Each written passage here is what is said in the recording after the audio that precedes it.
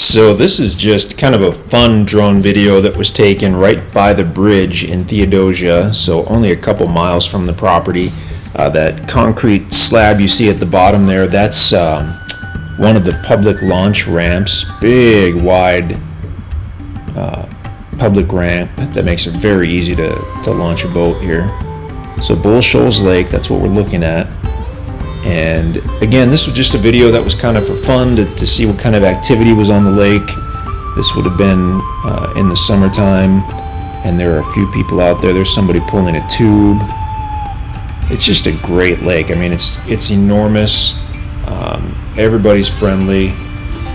You've got a lot of pontoon boats, a lot of people pulling tubes like you see there. That's not a pontoon. They've got a different type of boat, and there's the bridge.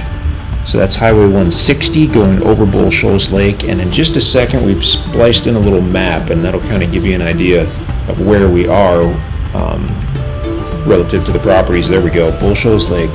So on the upper left you'll see that bridge going across the lake. That's right where we are. Actually, that left arrow that says Highway 160, that's pointing pretty much to one of the public access areas, and that's where this video started. And then if you look to the right, you can see the green tracts at Elm Hollow, and those are the tracts at Elm Hollow. So you can see this is just a tiny part of Bull Shoals Lake, which is enormous, but you can see we're very close to Theodosia by road and by water. So looking southerly, you can look off in the distance, go around a few corners, and you'd be at the property by water. So if you had a big boat that you wanted to launch, this would be a great place to do it. There's a big marina just on the south side of the bridge. I don't know if we'll see that or not in the video. We're just checking out some of the shoreline.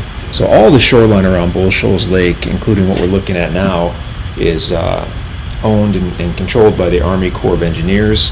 And that's specifically so that they can raise and lower the water level in the lake. It's all controlled by a dam down in Arkansas. It was created in the 1950s for power generation and flood control. And for flood control, they need to be able to change the water level. And so as you can see, looking at any of the shoreline, you can see kind of the high water mark where the vegetation begins. So that's normally as high as the water would get, and then they can drop it down almost as low as they want, and that can help with flood control and probably power generation. They manipulate the levels as well.